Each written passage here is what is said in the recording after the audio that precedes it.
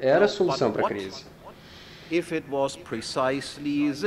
Mas e se precisamente acontecesse o seguinte, se existissem os bancos centrais e o crédito e o dinheiro facilitados, se esses fossem o fator que causou a crise, e se isso fosse verdade?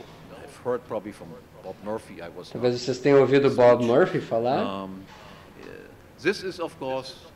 mas é claro que essa é a visão dos austríacos. É a visão que o Mises desenvolveu no seu livro sobre dinheiro e sobre o crédito, publicado em 1912. E os economistas austríacos, que aprenderam com o Mises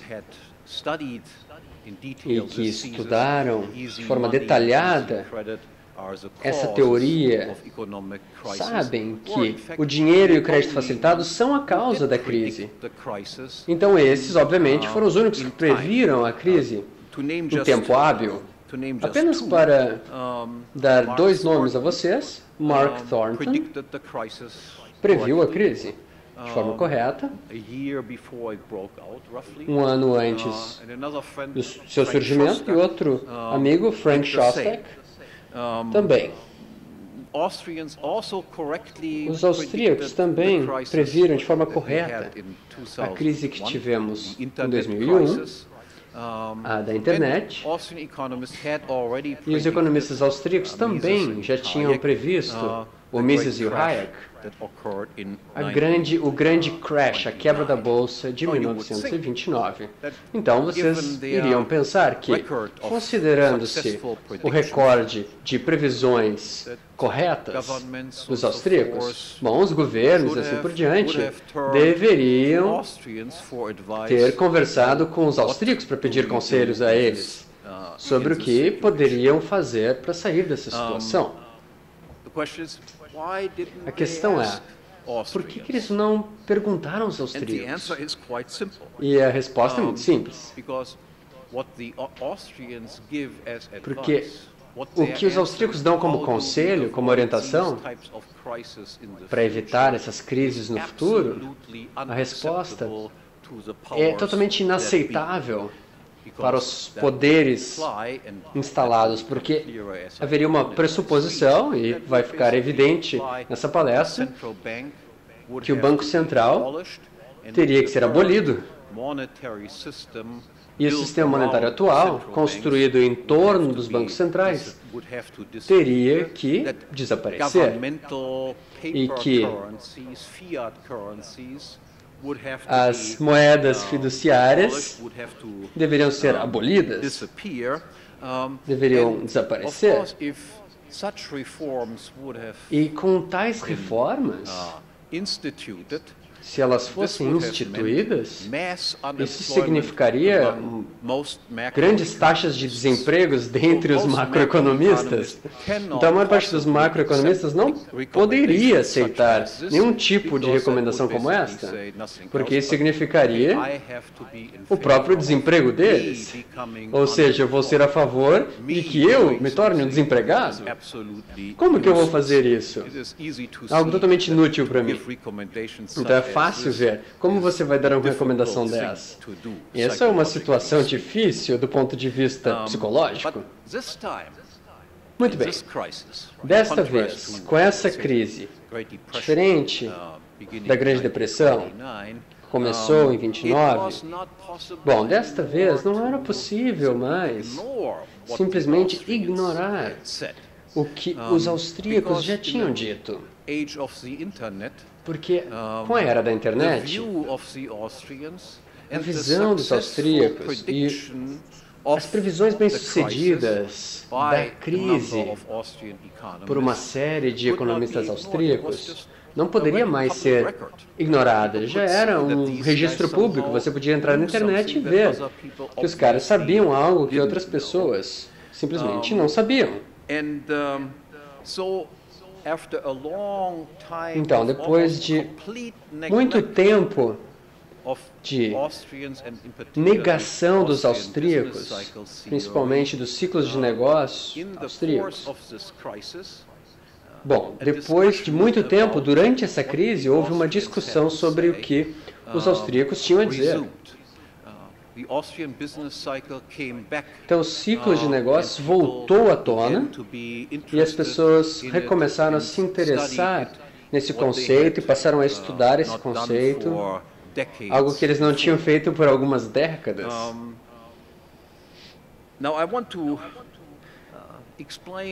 Agora eu gostaria de explicar um pouco sobre o que esse ciclo de negócios significa.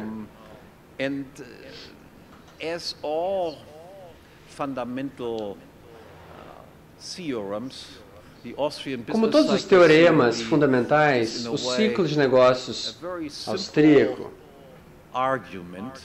ele é um Once argumento you muito have simples. grasped it, Depois que você entender ele, have little doubt that você it vai ver is que você não vai ter nenhuma essentially dúvida true, because de you que can ele é essencialmente understand verdadeiro. why Você vai it poder is entender true. por que This is, ele é by the way, válido. also so A propósito, for Mises's argument isso também vale why para o argumento do Mises calculation under sobre por que os socialism, cálculos is impossible. mediante socialismo Once you hear the são argument, impossíveis. if there Depois de que are você ouvir o argumento do Mises, sem nenhuma propriedade privada,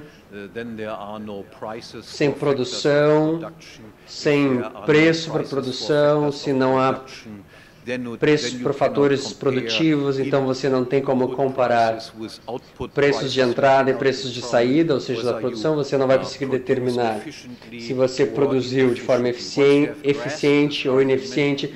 Depois que você entende esse argumento, você se surpreende, porque você demorou tanto para entender uma definição tão simples. Ou seja, é uma definição simples depois de você entender pela primeira vez. Então, trata-se da mesma coisa com o ciclo de negócios austríaco.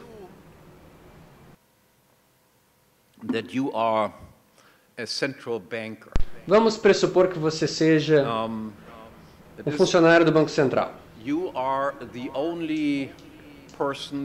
Vamos supor que você é a única pessoa, a única instituição no país que pode produzir dinheiro em papel. Eu pulei a questão de como é possível que o dinheiro de papel passou a existir. Porque, na verdade, não se pode começar com o desenvolvimento monetário com dinheiro de papel. Então, a cédula deveria ter um lastro inicialmente, mas eu pulei esse probleminha. Vamos pressupor que você já está num estágio no qual a cédula foi introduzida com sucesso. Isso, claro, que não pode ser feito sem você se envolver em algum tipo de atividade criminal, mas vamos esquecer esse pequeno crime. Você, então, é a única entidade no país que pode imprimir cédulas e mais ninguém pode fazê-lo.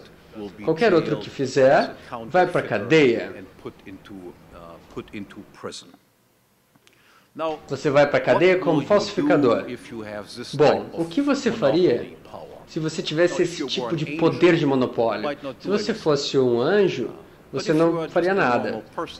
Mas se você for uma pessoa normal, é claro que você vai perceber que você tem como uma varinha mágica. Tudo que você precisa fazer é emitir, praticamente a custo zero, simplesmente pedacinhos de papel.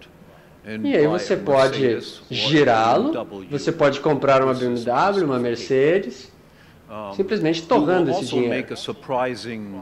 Você também vai fazer uma descoberta surpreendente, ou nem tão surpreendente, de que você tem muito mais amigos do que você jamais imaginou.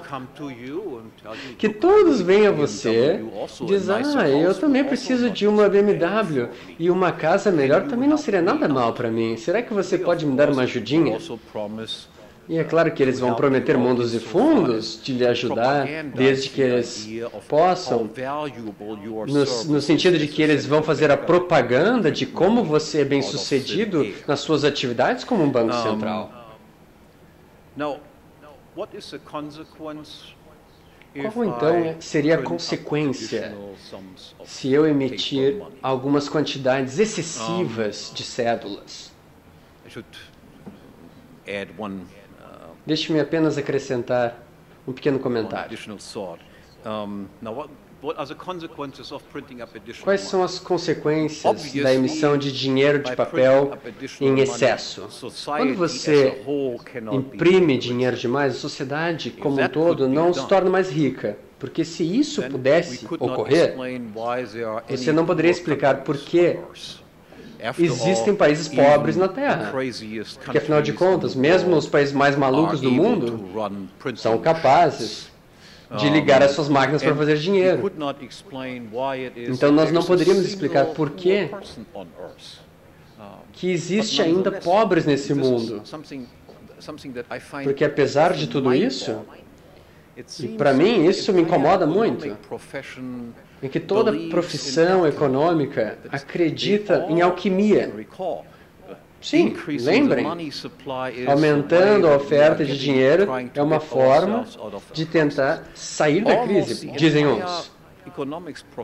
Quase toda a profissão dos economistas acredita no mesmo tipo de milagre que os alquimistas acreditam, que você pode pegar algo que não tem valor nenhum e de alguma forma você vai imbuir aquilo de um valor.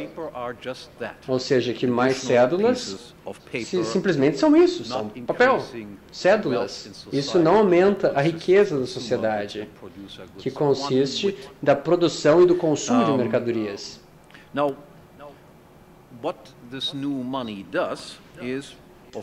O que essa moeda nova faz? Ele aumenta os preços. Enquanto ele não pode deixar a sociedade como todo mais rico, ele pode enriquecer as pessoas que recebem o dinheiro em primeiro lugar e que gastam o dinheiro antes dos outros. Aquele que recebe o dinheiro em primeiro lugar pode comprar bens adicionais. Preços daí começam a subir.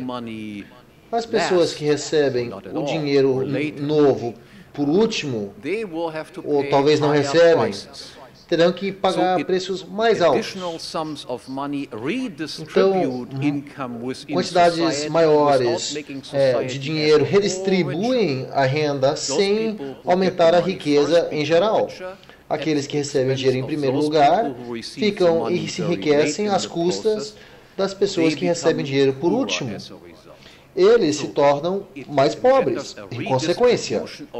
Então, em geral, a redistribuição da riqueza na sociedade, ele redistribui a riqueza, mas não pode deixar a sociedade mais rica.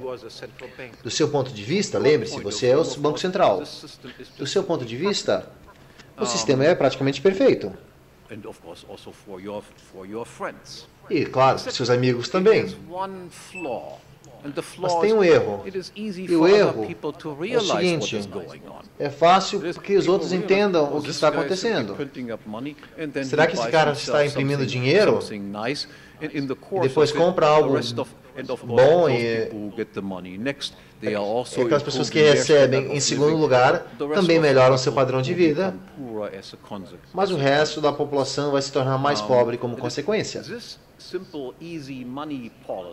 Essa política de dinheiro fácil, sendo perfeito por seu ponto de vista, tem a desvantagem que quase todos os outros, depois de um curto período de tempo,